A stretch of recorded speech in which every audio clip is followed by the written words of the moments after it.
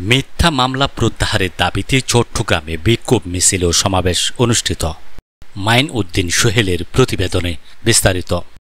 কাজী জাফর আহমেদের জাতীয় পার্টি চট্টগ্রাম মহানগরীর নেতৃবৃন্দদের মিথ্যা ও প্রহসনমূলক মামলায় জড়ানোর প্রতিবাদে বিক্ষোভ মিছিল ও সমাবেশের আয়োজন করেন দলটির নেতৃবৃন্দরা।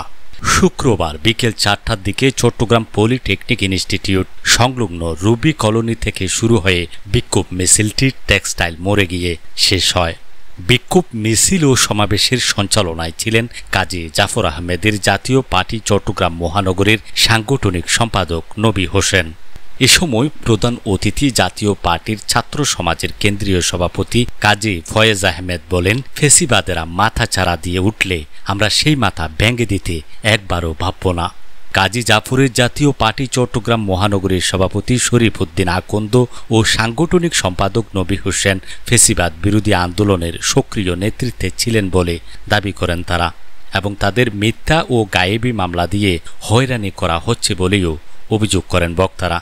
নেতৃবৃন্দরা বিক্ষোভ মিছিল ও সমাবেশে এই ঘটনার তীব্র নিন্দা ও প্রতিবাদ জানান এবং অবিলম্বে মিথ্যা মামলা থেকে নেতৃবৃন্দদের প্রত্যাহারের দাবি জানানো হয়।